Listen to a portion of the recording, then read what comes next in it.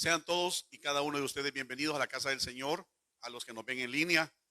Que el Señor provea, que el Señor bendiga, que el Señor guarde y que el Señor diga la palabra que cada uno de ustedes necesita. Sea salud, sea provisión, sea libertad, sea consuelo, sea paz, sea amor. Porque el amor echa fuera todo temor. La alabanza que acabamos de escuchar, si alguna vez alguno de nosotros hemos querido expresar contenidos o frases, conceptos de lo que es el amor de Dios, solo hay una palabra para eso. Él es simplemente bello, simplemente maravilloso. ¿Qué significa? Que cualquier otro nombre, calidad o cualidad que usted quiera poner en Dios se resume a lo más sencillo. El Señor ponía en mi corazón ya hace tiempo compartir una palabra cuando uno tiene problemas, por lo general, es cuando menos quiere buscar del Señor, pero es cuando más un alma agradecida debe de postrarse ante Él, de buscarlo, porque es la única manera en que hay comunión, en que hay comunidad y sobre todo se vuelve una intimidad. Ejemplo de ello siempre ha sido David.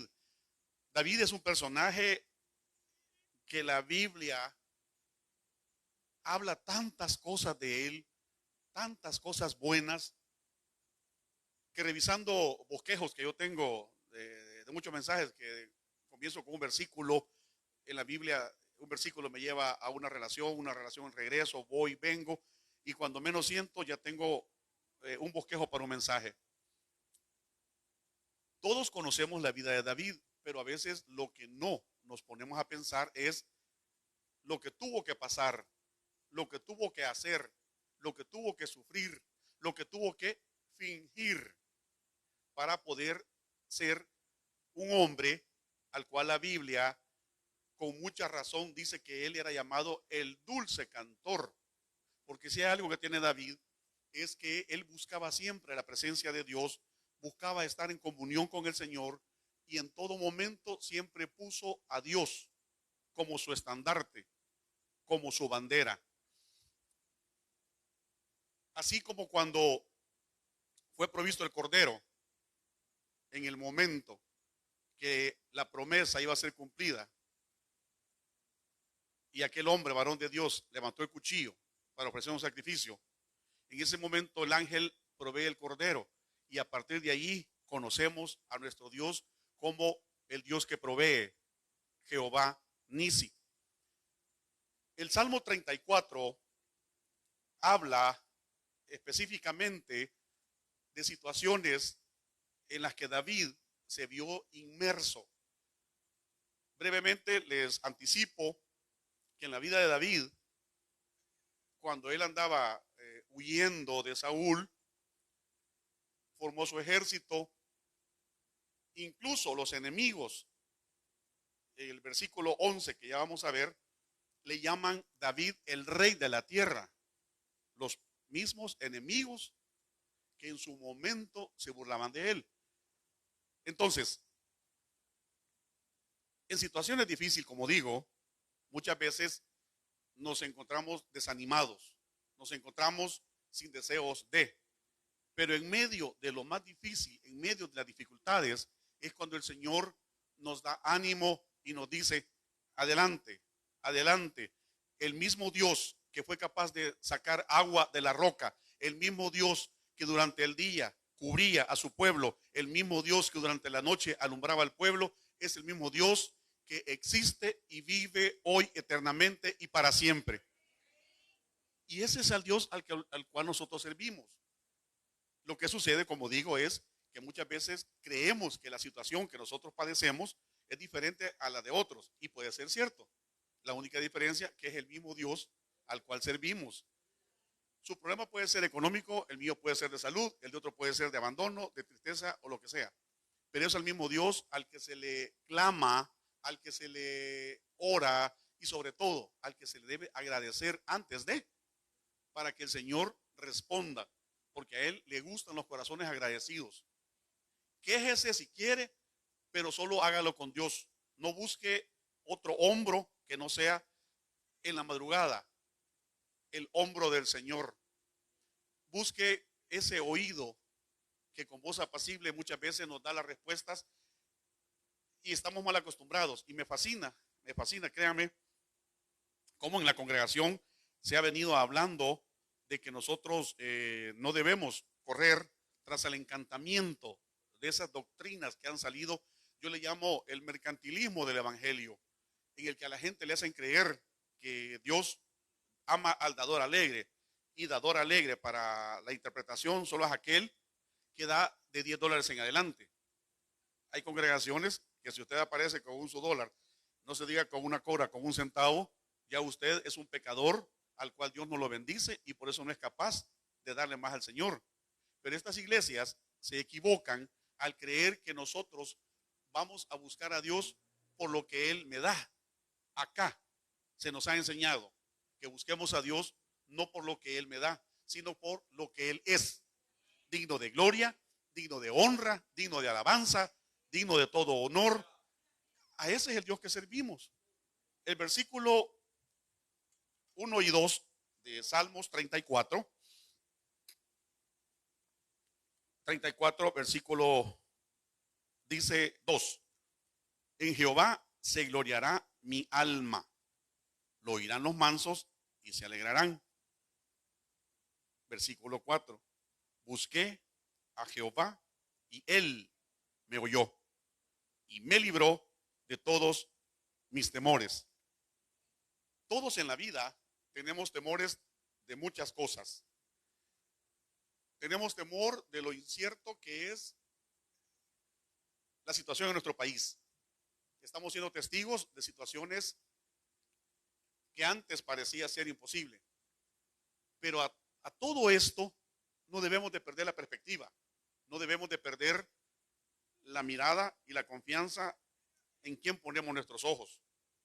Si usted quiere ser ayudado, olvídese del abogado, olvídese del doctor, olvídese de un político, olvídese de un presidente. Hay uno solo que es capaz de darnos lo que le pidamos. Por eso aquella frase que dice, a cualquier problema, Jesús, la solución. A cualquier situación, Jesús, la solución.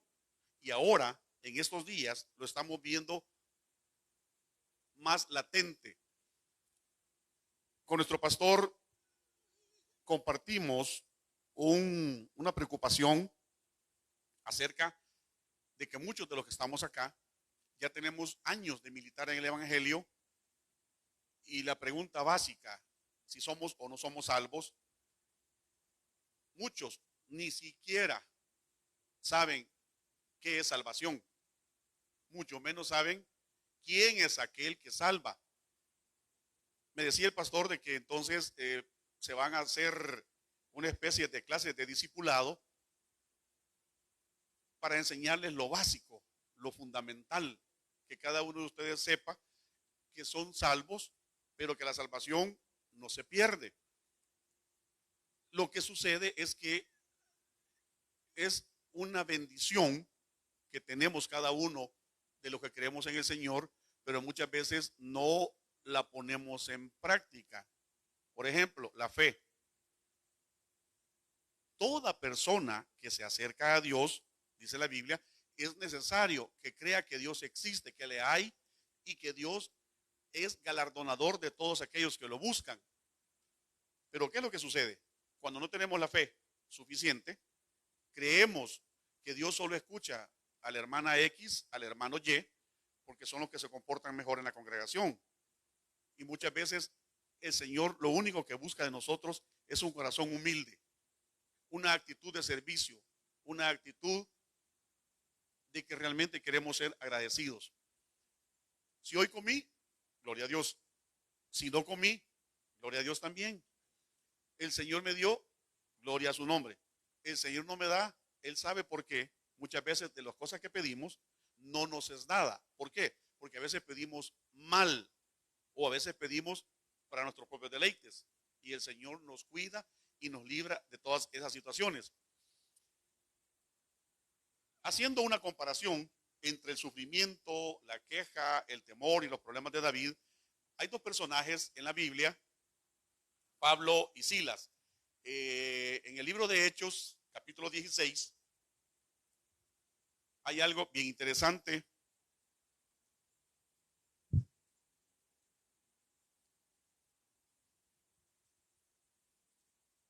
Hechos, capítulo 16, versículo del 16 al 24, al 19. Pablo y Silas hicieron que el negocio, dice que mientras ellos iban a la oración, le salió el encuentro a una muchacha que tenía espíritu de adivinación, la cual daba gran ganancia a sus amos adivinando. Molestó tanto a Pablo esta actitud que él se dio vuelta y reprendió al espíritu, y a partir de ese momento esta mujer dejó de darle ganancias a los amos, y a consecuencia de ello se quejaron con las autoridades de ese tiempo y los metieron en prisión. Hay algo bien interesante que a mí me ha dejado satisfecho de creer, que muchas veces yo creo que no puedo, pero el Señor siempre puede, aunque yo no crea que puedo, porque el poder emana de Él, porque Él ha dicho que todo lo que pidamos en su nombre, creyendo, lo vamos a recibir. Y en el caso de Silas y Pablo, que fueron presos y enviados a prisión, cuando ellos llegaron en una prisión, lo que escuchan son quejas, maldiciones, lamentos y gemidos. Eso es lo que sucede en una prisión. Y Pablo y Silas, después de que habían sido azotados y enviados a la prisión, cuando ellos llegaron, ni se quejaron, ni maldijeron, ni dijeron nada de lo que sucede en las prisiones. Lejos de ello, se pusieron a cantar, a adorar, a alabar. Y estoy hablando de las circunstancias cuando estamos en prisión, cuando hemos perdido la libertad. Hay dos situaciones, hay dos derechos fundamentales que tienen un valor invaluable. Los médicos dicen, la salud es el derecho número uno porque yo doy vida. Los abogados decimos, la libertad es el derecho fundamental porque yo puedo que una persona ande libre. Pero hay un ejemplo. ¿Qué pasa, por ejemplo? Un enfermo que está en prisión, perdón, un sano que está en prisión y un enfermo que anda libre. El enfermo que anda libre quisiera la salud del que está preso, y el preso quisiera la libertad del enfermo que está en la calle. Pero en todo esto, lo que Pablo y Silas hicieron, versículo 30 y versículo 32, dice, sacándoles, les dijo, señores, cuando ellos empezaron a alabar y adorar, las cárceles se abrieron, hubo una manifestación sobrenatural. El carcelero pensó que los presos se habían escapado, pero entonces cuando Pablo les dice, no te preocupes, todos estamos completos, todos estamos cabales, en el famoso conteo que se hace antes en las prisiones, el versículo 30 dice, y sacándole les dijo, señores, ¿qué debo hacer para ser salvo? Por el testimonio que ellos dieron, que en vez de quejarse, en vez de gemir, Pablo y Silas cantaron, alabaron en esas circunstancias. Él, viendo el testimonio, les pregunta, ¿qué debo hacer para ser salvo? 31. Ellos dijeron, cree en el Señor Jesucristo y serás salvo tú y tu casa. Entonces, volviendo al Salmo 34,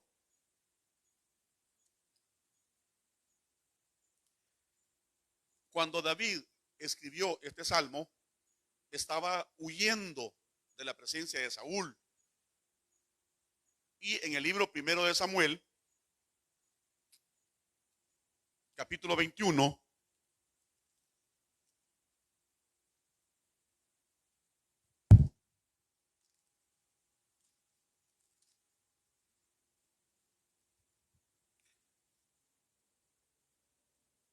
Primer libro de Samuel, capítulo 21, versículo del 8 al 13.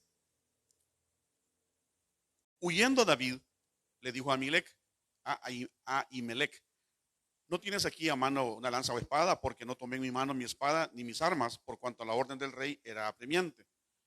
El rey le respondió que solo tenía la espada de Goliat. Versículo 10. Y levantándose David aquel día, huyó de la presencia de Saúl y se fue a Aquis, rey de Gat. Y los siervos de Aquis le dijeron: fíjense bien, gente que conoce quién era David, y aún en las circunstancias que David andaba huyendo de sus adversarios, reconocen quién era David. Al igual que cuando Pedro negó al Señor, que él evadía demostrar quién era, como decía el hermano Freddy, el modo de caminar, el modo de expresarse, el modo de ver, toda la gente decía: este estuvo con Jesús, es que camina igual que Jesús, se siente igual que Jesús, habla igual que Jesús. ¿Por qué? Porque cuando uno conoce a su Señor, se impregna de tal manera el Espíritu de Dios, que ya usted, si antes decía malas palabras o malas expresiones, el Espíritu Santo lo redarguye y ya usted ya piensa si esto le va a agradar o no. Y los mismos enemigos dicen, y los siervos de Aquis le dijeron: ¿no es este David el rey de la tierra? Ellos mismos reconocían que David era el rey de la tierra. ¿No es este de quien cantaban en las danzas diciendo: hirió Saúl a sus miles y David a sus 10,000? Luego, versículo 13. David cambió su manera de comportarse delante de ellos. Fíjese que antes de hablar sobre que David se fingió loco, hay algo muy interesante que sucede en nuestras congregaciones. A veces, y lo decía el pastor Enrique en la prédica anterior, que muchas veces la gente dice: no voy a usar vestidos ostentosos porque la gente va a hablar mal de mí.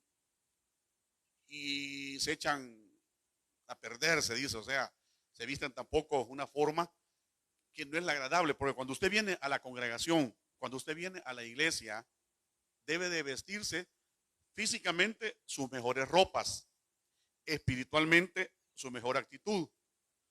No entiendo por qué cuando se trata de venir a reunirnos todos juntos y estar en armonía, no entiendo por qué hay muchos hermanos que vienen tarde.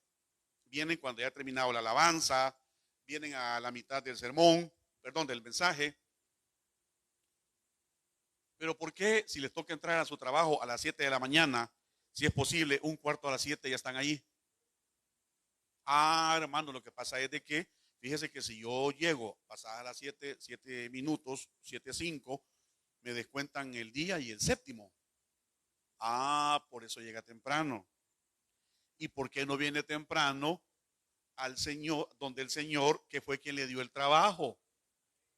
Porque no es a mis hijos yo les enseño, no es lo mismo levantarse de madrugada para ir a trabajar que levantarse de madrugada para ir a buscar trabajo. No es lo mismo. ¿Qué es lo que hace la diferencia? Que cuando tenemos trabajo, muchas veces nos olvidamos de aquel que nos dio el trabajo. Hay algo importante que tengo que dar como testimonio. Cuando damos las clases de bautismo, les explicamos a los que se van a bautizar lo siguiente: ustedes están dando un paso fundamental en su vida o para muerte. Pueden suceder dos cosas: la situación o mejora o empeora. ¿Por qué? Porque tomar la decisión de abrazar el cuerpo de Cristo, la muerte de Cristo y esperar ser resucitado con Él, hace que de verdad tengamos la fe suficiente para creer que lo que venga es su voluntad. me decía alguien, tengo un grave problema, estoy sin empleo, tengo situaciones, tengo responsabilidades, tengo obligaciones, pero aún así me quiero bautizar, porque nosotros tratamos de que tengan conciencia y que sepan claramente qué es el bautizo. Como dice el pastor, no solo se trata de un chorrito. ¿Ya usted cree en Jesucristo? Sí. ¿Cree que Él se levantó entre los muertos? Sí. ¿Cree que usted es salvo? Sí. Ajá, ¿y el compromiso? ¿Y la parte que llevamos con su muerte?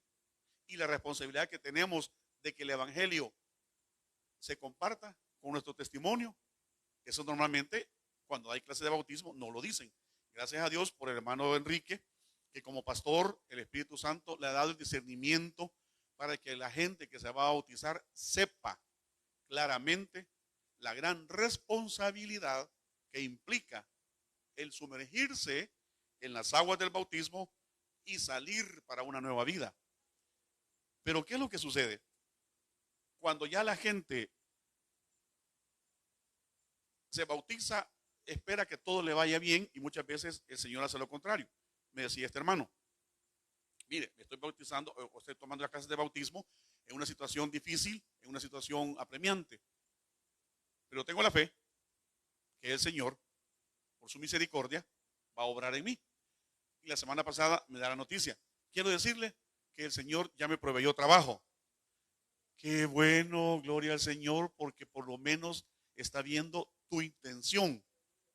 En el caso de David, dice el versículo 13, y cambió su manera de comportarse delante de ellos y se fingió loco entre ellos. Y esta es la parte interesante. Y escribía en las portadas de las puertas y dejaba correr, bueno, esto la saliva no es lo importante, y dejaba correr la saliva por su barba. ¿Sabe qué me llama la atención de esto? Que David se fingió lo que no era. Era un rey que tenía un llamado, pero para huir, para escapar, fingió y andaba escribiendo en las paredes. Pero ¿saben qué es lo que David escribía en las paredes? Él decía, esta ciudad será mía, esta ciudad la voy a conquistar, porque aquel que me ha ungido por su rey es el que me la va a entregar en mis manos. Eso escribía David, pero la gente no entendía, porque como lo veían como un loco, no podían creer que él en el fondo estaba profetizando por fe, viendo aquello que todavía no es, pero David ya lo veía como algo cierto, porque eso es lo que hace el Señor al cual servimos. Si creemos que Él va a hacer algo, lo único que tenemos que hacer es confiar, perseverar, o como decía el pastor Toby, no se rinda, continúe, pida por su milagro. En su momento, Dios en su tiempo va a obrar y le va a responder.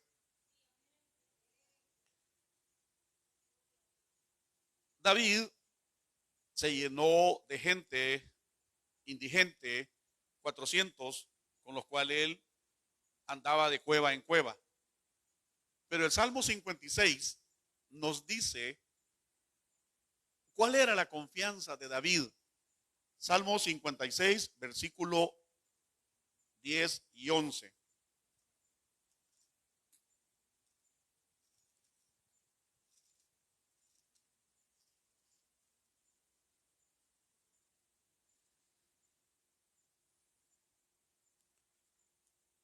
Salmo 56, versículo 10 y 11. El Salmo 34 fue escrito en momentos de angustia, en momentos de persecución. Pero ¿cuál era la virtud de David? Que él tenía una comunión tan íntima con el Señor que él sabía que de cualquier problema, de cualquier situación en la que se encontraba, él decía, en Dios alabaré su palabra, en Jehová su palabra alabaré, en Dios he confiado, no temeré.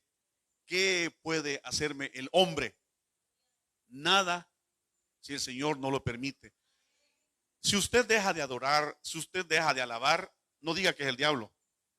Es usted el que no lo hace porque usted quiere.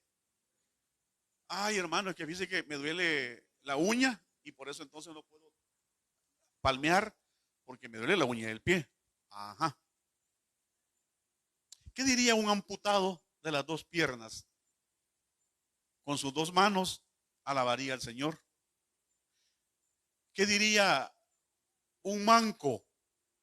Yo creo que marcharía en el suelo como una forma de alabar al Señor, porque es un agradecido. Y nosotros, que por la gracia de Él estamos sanos, estamos completos, somos bien parecidos, somos simpáticos, no le damos gracias al Señor. No, eso que acabo de decir de simpáticos, usted es feo según usted se quiera ver, pero si usted se ve bonito y piensa, he sido hecho a la imagen y semejanza del Señor, Él no puede ser alguien feo, Él tiene que ser alguien, como decía la alabanza, eres simplemente bello. Lo que pasa es que nosotros, nuestros ojos, solo ven lo superficial, buen cuerpo, tamaño, color, pero el Señor no ve ni mi pecado, ni mis faltas, ni mi falta de fe, ni lo desagradecido, porque un mismo precio pagó Él en la cruz por mí. ¿Cuál es ese precio? La sangre de Jesucristo fue derramada en la cruz del Calvario para que todo aquel que en Él crea tenga vida eterna.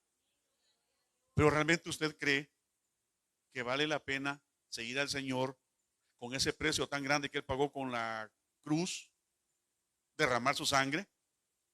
Le pregunto esto porque si el domingo, después de esto, viene a las 9:15, a las 9:20, entonces el Señor no ha hecho en ustedes despertar la responsabilidad. No es lo mismo estar aquí a las 9 en punto que a las 9 de la mañana le den en la cama del hospital de especialidades, le den en el hospital general, en el Rosales, en el Saldaña, en Sacamil. No es lo mismo.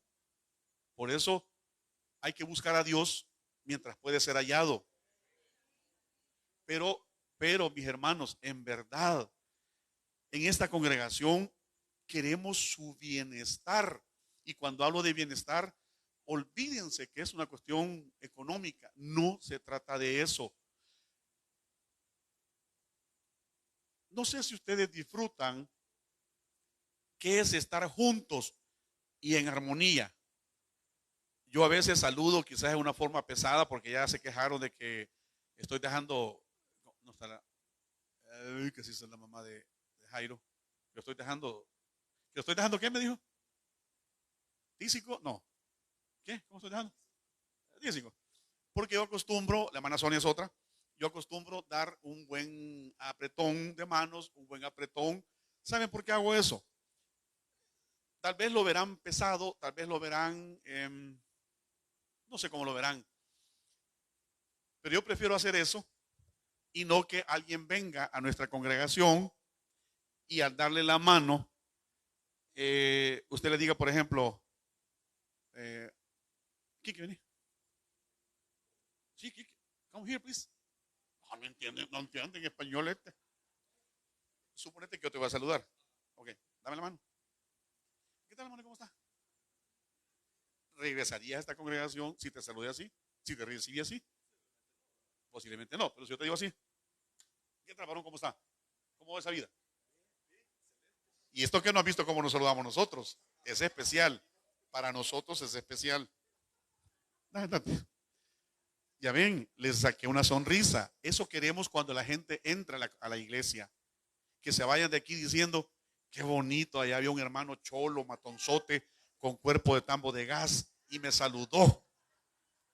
Yo no he dicho nombre, simplemente cualquier coincidencia, ¿cómo es? Cualquier que es pura casualidad, algo así.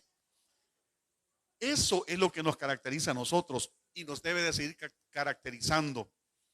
Saludarnos con alegría, con honestidad, con sinceridad. A veces podemos venir con problemas, con dolores de cabeza, con lo que usted quiera, pero yo he comprobado que cuando usted recibe un buen saludo, el Señor cambia. Y tanto el Señor cambia que este pecador en un acto de humildad le pedí perdón y me humillé delante del hermano Francisco, porque al principio no lo saludaba, pero el Señor me puso, ok, él es también un miembro de la iglesia y él es tan maduro que entendió, nos saludamos y agotamos todas aquellas cuestiones. ¿Por qué digo esto? Por testimonio, porque no hay nadie más alto, más grande delante del Señor, porque el Señor lo que busca son corazones de humildad, gente que se humille, que todos, como dice el hermano Freddy, seamos un solo cuerpo, en una forma corporativa, que si el hermano Eduardo quiere la plancha, nosotros hagamos la cabuda para comprarle la plancha, teniendo todo en común, porque al Dios que servimos es uno solo.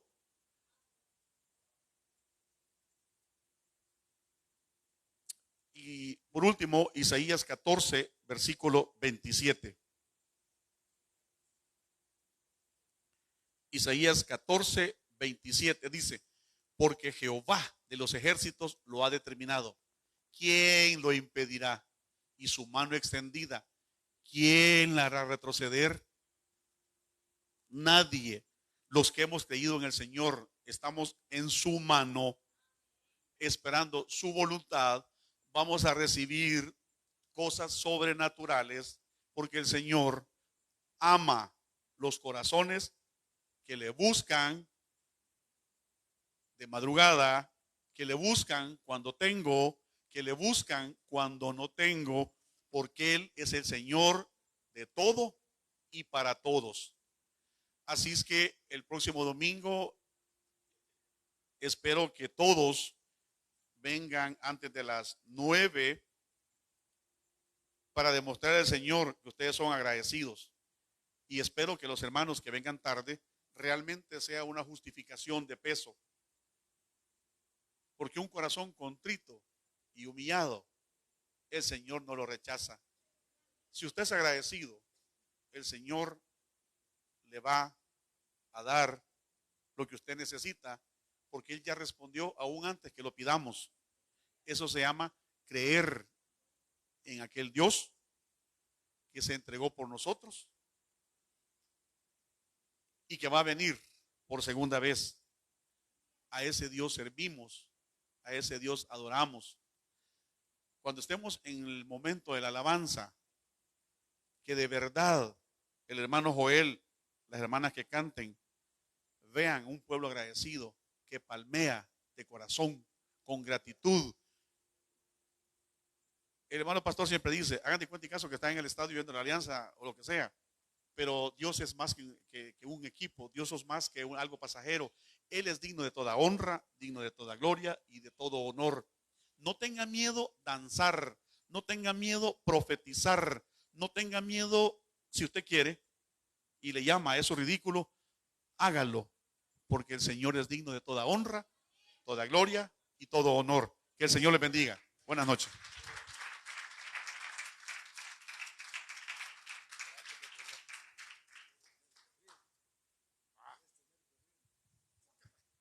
Gracias, hermano. Hay personas que se acostumbraron a venir tarde y se acostumbraron a irse rápido. No tienen comunión. Hay personas que se acostumbran a no venir. Les da lo mismo. Eso significa solo una cosa, que Jesús no es su prioridad.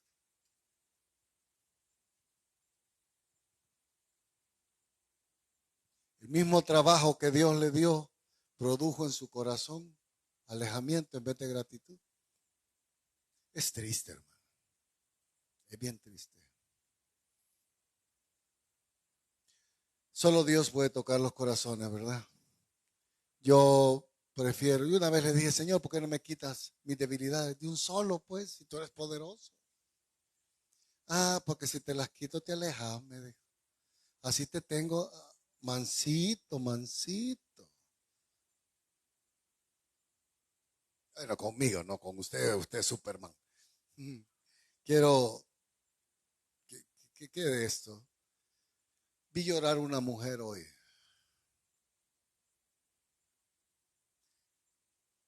Me rompió el corazón. Por un hijo. Ella admite que se equivocó en criarlo. Ella. Y tiene una niña de 14 años que lo que quiere es que la dejen embarazada para irse con un hombre. 14 años.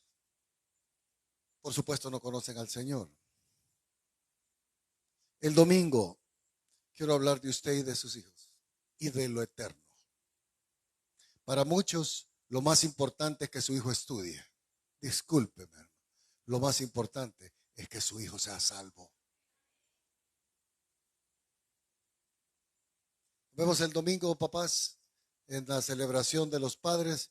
Mamás, muchas mamás son el estorbo del papá para criar. Vengámonos temprano, como nos dijo el hermano. Vengamos a adorar, a servir, a saltar, a brincar, a saludarnos. Venga temprano. Gracias, hermano, por la palabra. Que el Señor los bendiga a todos. Nos vemos el domingo.